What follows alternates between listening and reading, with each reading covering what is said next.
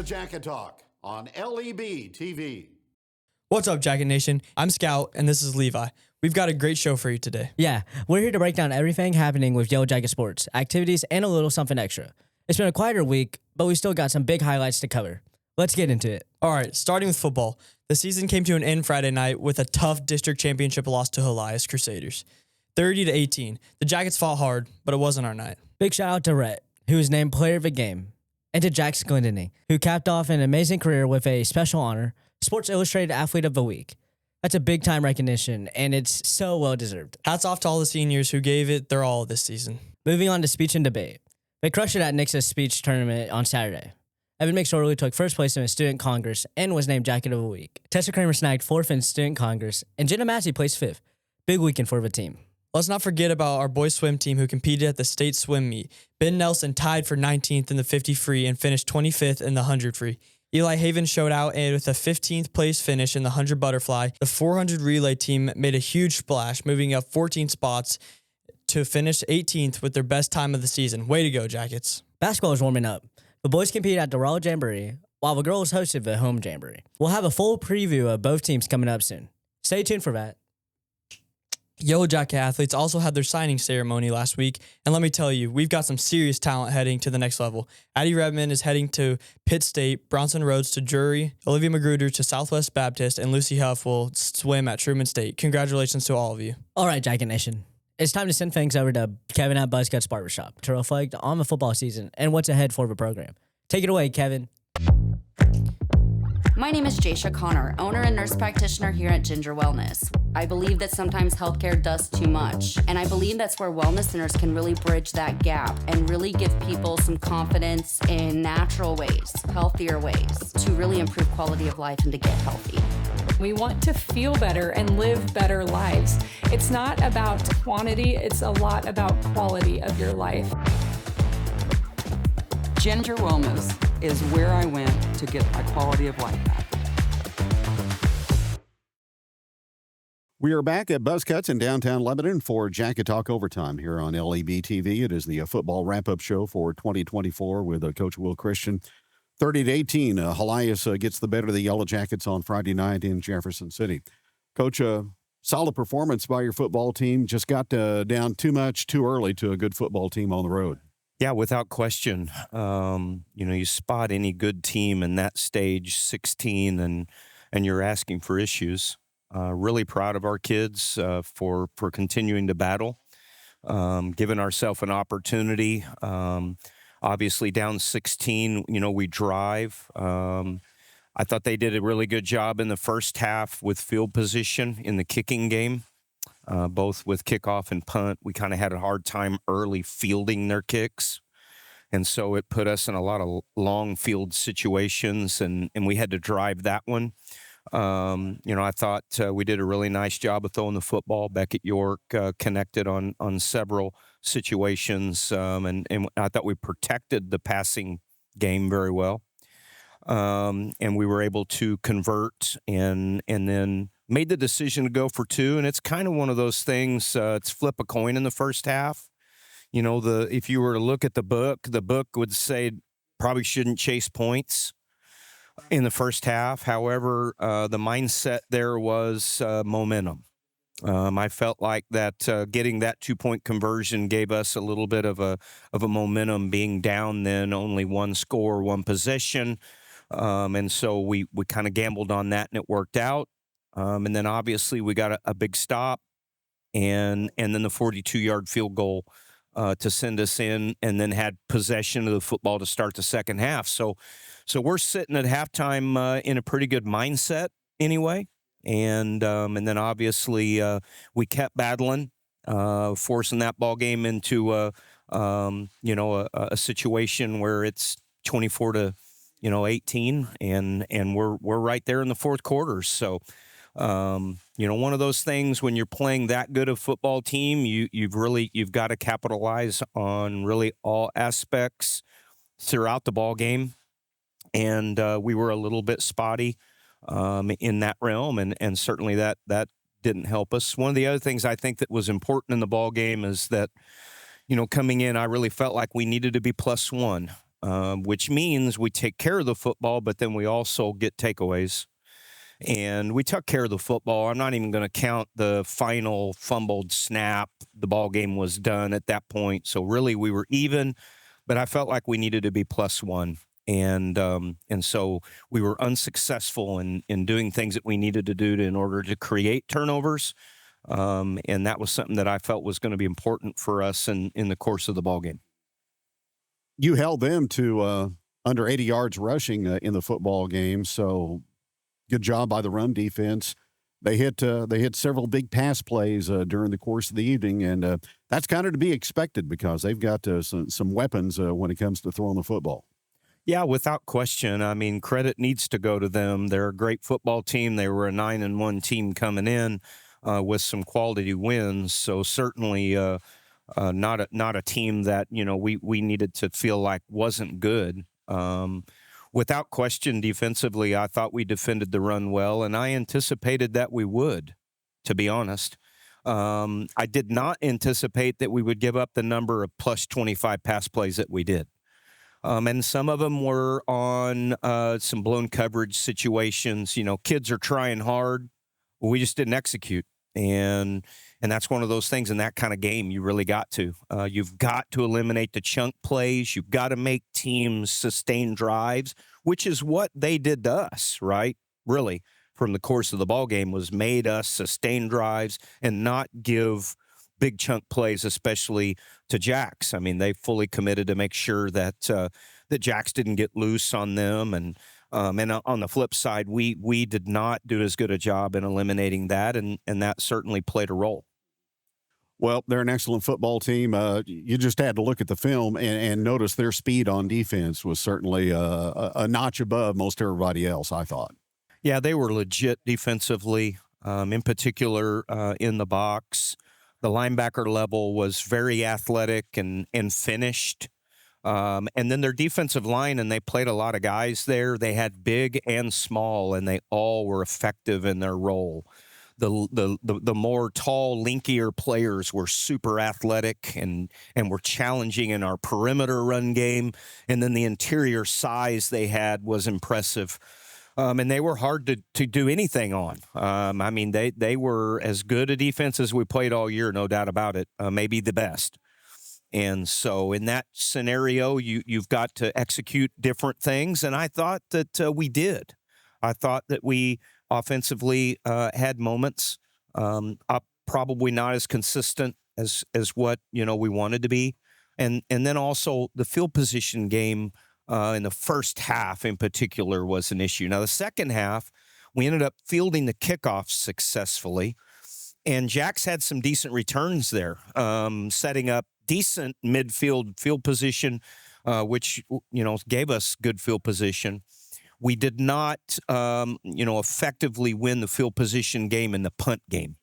Their punter was outstanding, and it was difficult to field his punts with the height of the punt and the distance. And so, we lost the battle of field position in that realm, which just played a role in a game where really both defenses, with the exception of the chunk pass plays, were playing pretty decent, getting stops. Field position is absolutely paramount. Given all that, all the adversity, down 16-0 early in the football game, it's a one-score game in the fourth quarter. You're a stop away from really having a legitimate chance of winning that ball game. Yep, with momentum, and we just couldn't get it, and not because our kids weren't given all they had either. I thought our effort was tremendous. They just made more plays than us right there. And that drive was obviously the backbreaker in some ways, if you want to look at it that way, because if we do get a stop there with the momentum that we had, especially if we get it on the first third down, where we had an opportunity to seize field position, we might have won the ball game in that scenario. So that's the way it is, in close games. I know there's a lot of Chiefs fans that listen to your show, and obviously, the ball game with the Buffalo Bills this weekend, same kind of scenarios, honestly, in a lot of ways. And so there's a lot of small details that are pivotal in every close championship-type game, which was no different Friday at Elias. And you got to make those plays, and you just got to tip your cap to Elias because they obviously made more than we did. Should be a heck of a ball game between them and the Republic in the state playoffs. Yeah, I think so. It's so weird. Some matchups versus other matchups. Republic's a heck of a team. They're very good up front. The quarterback is back, and he's very talented. Defensively, I think they're very sound and solid as well. It'll be interesting. Republic plays straight man. And so, how will they do matching up with a plethora of solid receivers that Elias possesses? That could be interesting. However, when you do play straight man, you usually get more pressure. So that, could benefit them in that realm. And of course, the way they defended the run Friday, I would take Elias about any time with their run defense, but Republic has proven that they can run the football on anybody. So that one will be close, I really think. That'll be a touchdown ball game one way or the other. I mean, I guess if you're going to Vegas on it, you might want to take Republic because they're at home, right? So by a close score. Well, it proved to be the edge they needed in last year's matchup in 2023. Well, for 2024, your football team, the final ledger is 7 wins and 5 defeats. A heck of a run after a tough start. So you are always in the assessment mode, but now you go into the full season assessment mode of everything. Kind of take us through your process of what you look for and how you go through things. Well, right now we are diving into everything. We're looking at how we practice. We're looking at schematics. We're looking at personnel.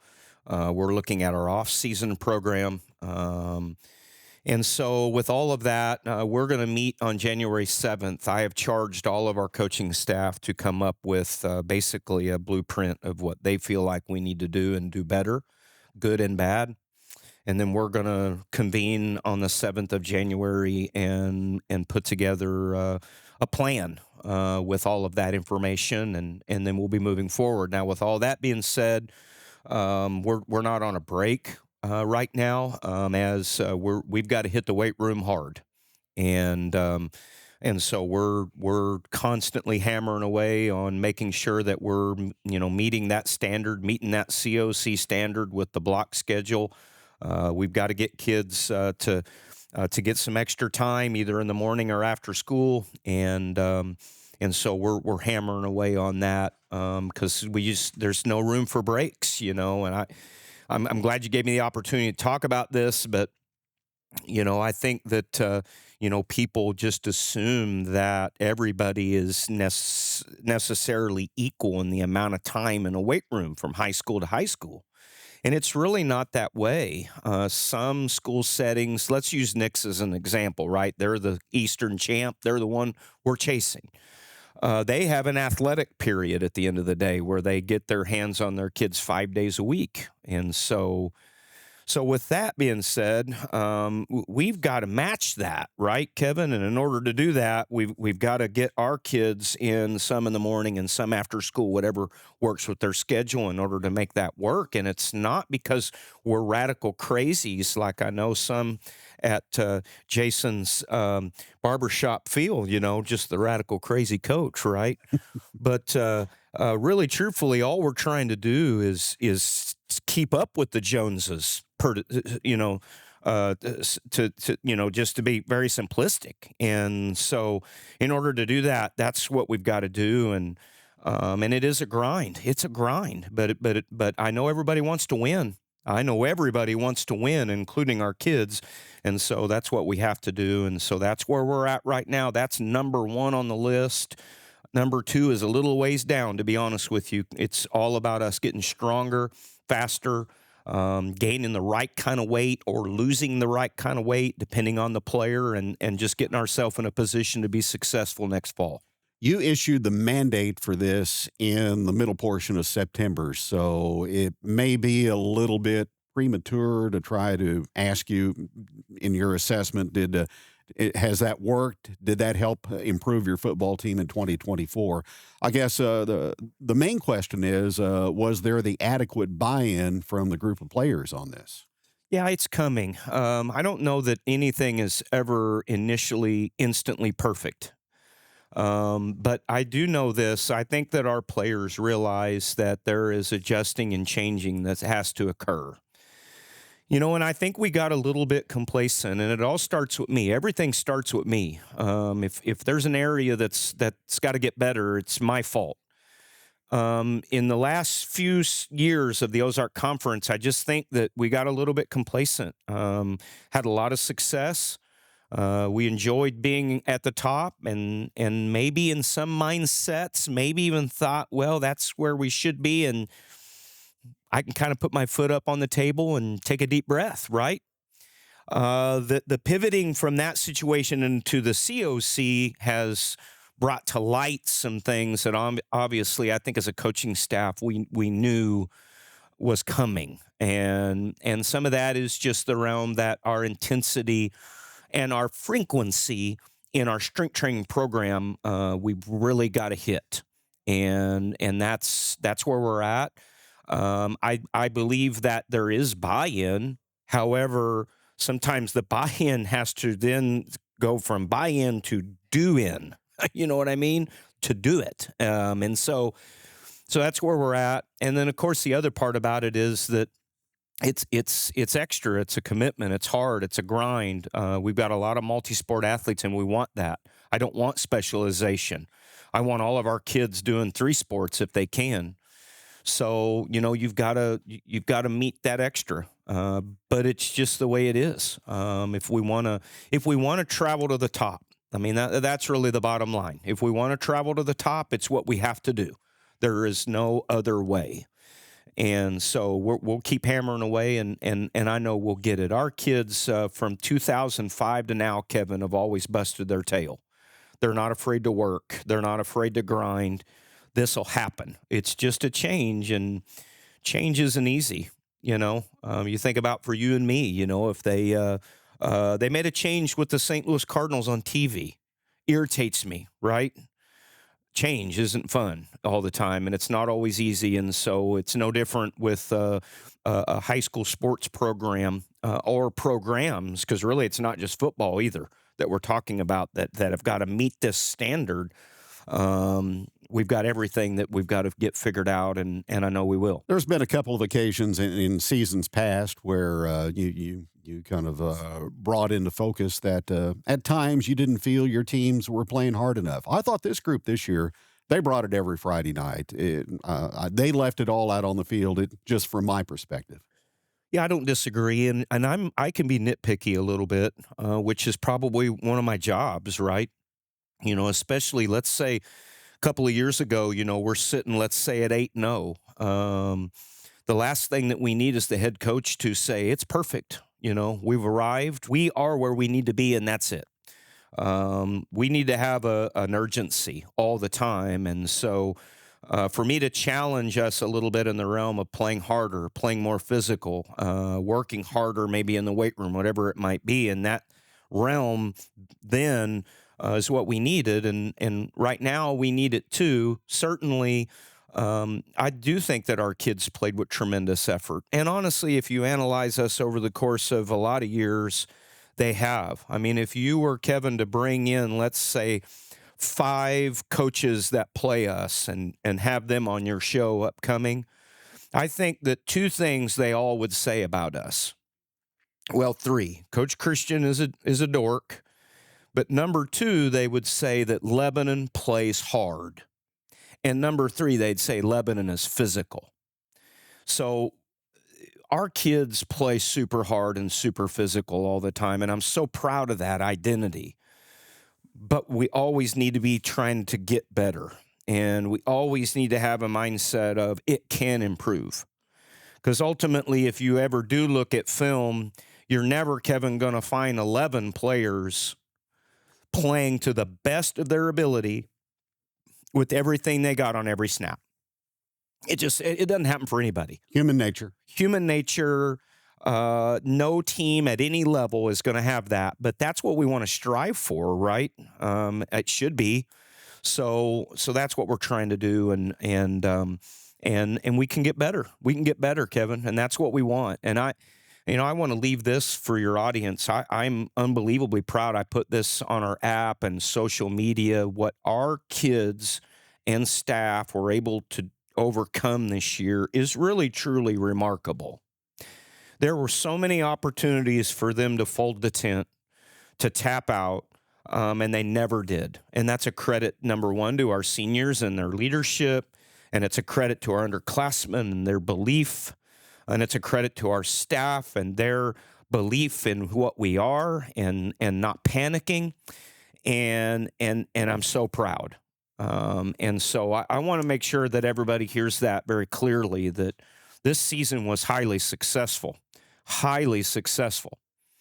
But now we're in the reflection mode. You've dragged me in here on November 20th, Kevin, and I'm full blast ahead at what we got to do to get better. And that's really all I want to think about and look at. And there's a lot. And so that's really where we're at. Let's stay in the present, though. You've had an NFL player. You've got a major Division I lineman still playing right now. In your tenure, you've never had a Sports Illustrated Player of the Week like you do now with Jax Glendenning. What that's the cherry on top of the ice cream there for him this season. What an unbelievable young man, student athlete, and what a career he's had. My goodness gracious. Yeah, no doubt about it. We could spend the whole show talking on just the accomplishments, the effort, the leadership. And that accomplishment is outstanding. And not only for Jax, obviously, so very deserving of that, but for the community of Lebanon, the exposure, something positive. It's just incredible. And I tip the cap to the community of Lebanon because their voting is what, made that kind of thing a reality, and the support for Jax and our program and our kids in general in Lebanon is outstanding in this town. This town loves its kids, loves its school, loves its programs, and we're so grateful for that. And I'm so happy for Jax. And the book's not over with Jax. A chapter is turned, and now the new chapter is going to be having Harding in it. And I have no doubt that he'll go there and he will flourish. It will take time. It always does. College athletics is different than kids realize. Not only obviously experiencing that with a lot of our players in the football program, but also my own children. College athletics is different, and you have to navigate that.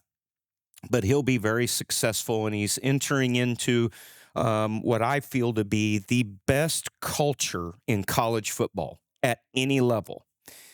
And I'm just pumped to see, what he does. Had him on the show last week, and when Ramsey had the segment with him, he indicated he's already started his own business. So there's another notch in the belt for that young man, and he's going to continue on that during his college career as it unfolds also. Yeah, no doubt. And, the whole Glendenny family they're entrepreneurs to the fullest. Ty's got his own business going, and they do a tremendous job and I think a great service to our community, because obviously Riverfront and all those campgrounds and canoe rental and raft rental and all of that is it's huge for our community, and it brings in obviously a lot of revenue from outside the community as well. And so it's a great thing, and something that's a staple of the Laclede County and Lebanon and Dallas County and all that area. You mentioned Harding. That's his college destination. I saw their post on X this week. Their Flexbone Clinic is coming up on March. Is the Lebanon coaching staff going to be present for that again? Yeah, it's like our Mecca or sabbatical. We've went there, I believe, 5, 6, 7 years in a row. So we always go, and there's always nuggets.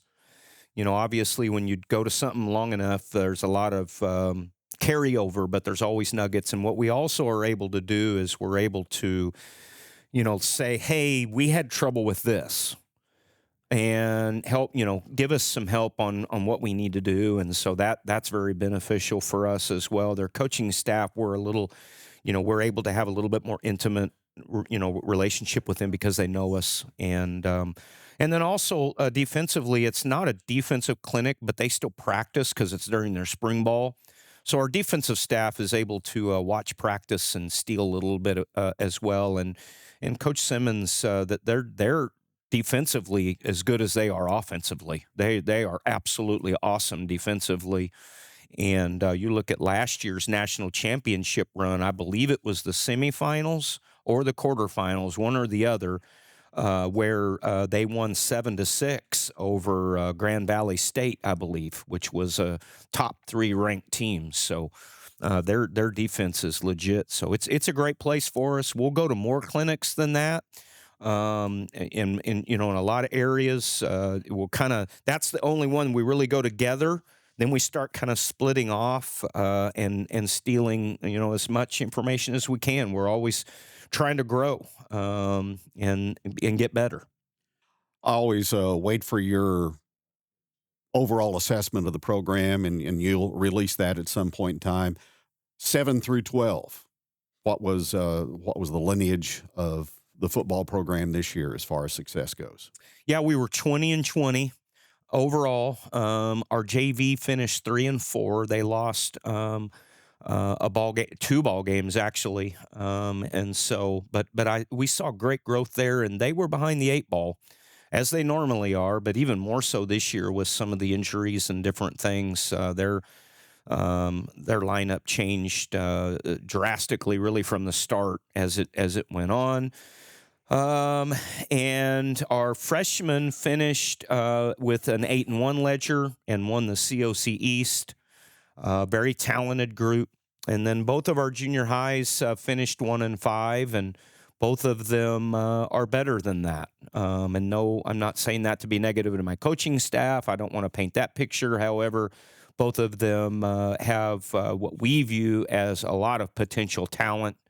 I know our 8th grade team in particular lost, I want to say, 3 one-touchdown ball games.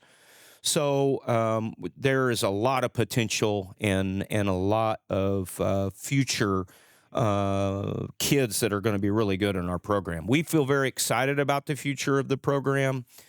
We definitely are in a transition just with the fact that we're playing tougher competition from top to bottom, Kevin, week in, week out, and that's good. And so I think we're going to continue to see growth, and of course, Jolie Barber, which, and to adhere to all the MSHA guidelines.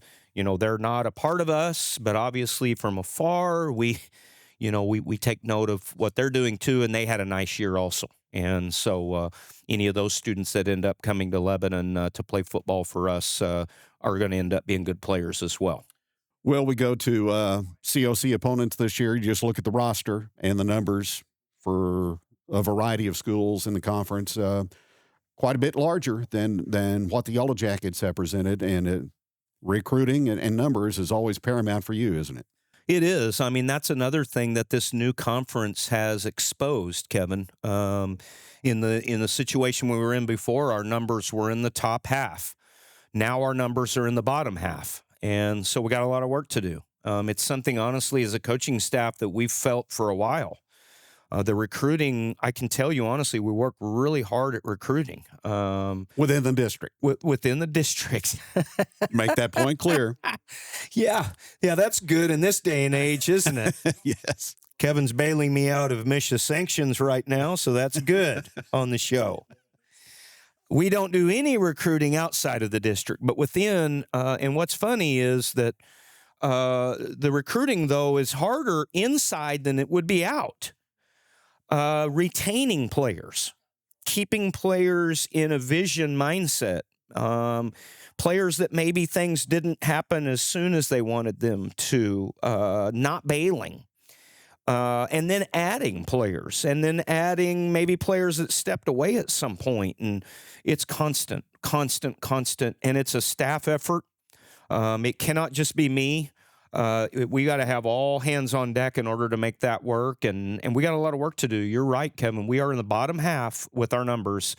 And I don't know that that's going to be fixed overnight either. That's something that we're just going to have to keep hammering away with, because we battle a lot of targets. You know, if you looked at a circle, a pendulum of issues, right, when it comes to numbers, we attacked this one, but yet there's still 7 around the thing, and they're all different, from specialization to this to that. And so, we just got to address everything we can and build relationships. I really think that that's the key to recruiting, is building a relationship and then getting them to buy in and painting a picture of how they can benefit our program.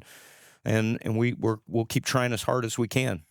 2025 schedule, is it going to be the same slate of opponents, just different locations? It is. It's the same.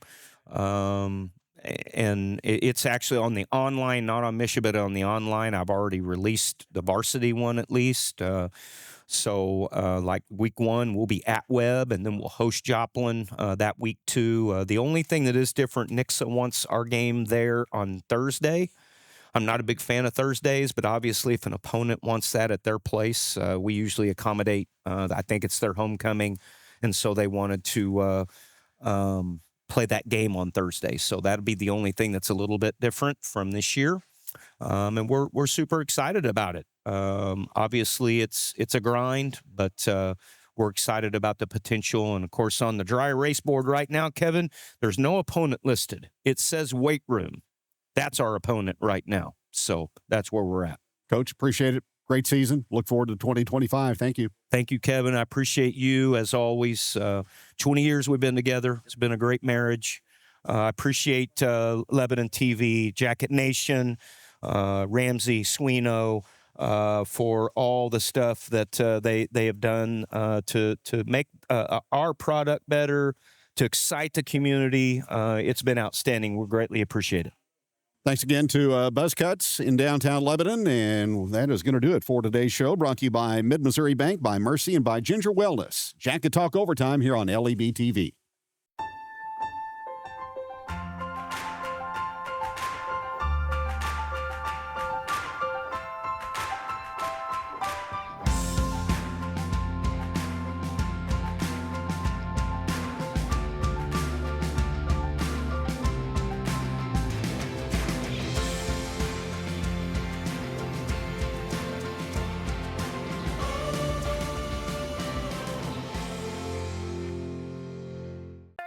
How much has your bank paid you? We've paid our Kasasa account holders more than $7 million since 2017.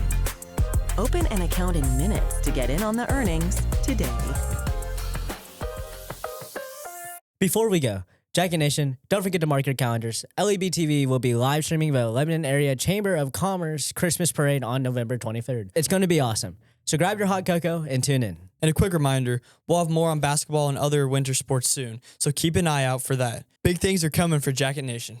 As always, a huge thank you to our sponsors, Ginger Wellness, Mid-Missouri Bank, and Mercy Hospital Lebanon. You make this show possible. That's it for this week, Jacket Nation. We'll be taking next week off for Thanksgiving, but we will see you the first week of December with more Jacket Talk. Stay safe, stay warm, and as always, go Jackets!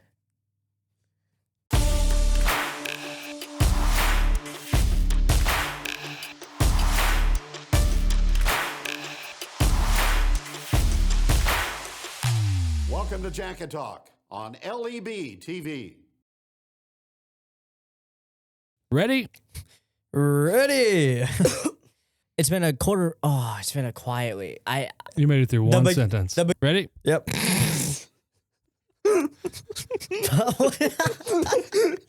Did you not see it? Can I sue? Sorry, I just burped. This could be one take, Levi. Ready? Yeah, That was terrible. yeah, I know. Oh my. Everything that happening. Yeah. Ready? Yep. Moving on to speech and debate. Speech and debates. You can make it to the end zone. Okay, speech and debate. Yeah, no. Not speech and debate, or whatever you said. I said speech and debate. Ready? Yeah. Moving on to speech and gosh. Ready? Yeah. Ready? Yeah, that first part was fine, wasn't it? No, it was pretty terrible. Yeah, I know. Ready? Yeah. Tessa Kramer. Oh, it's Kramer too. I knew that too. That. I was cooking right there. You did the same thing again. Wait, what did I say? Come Can on. we make a trade? Me for anyone else.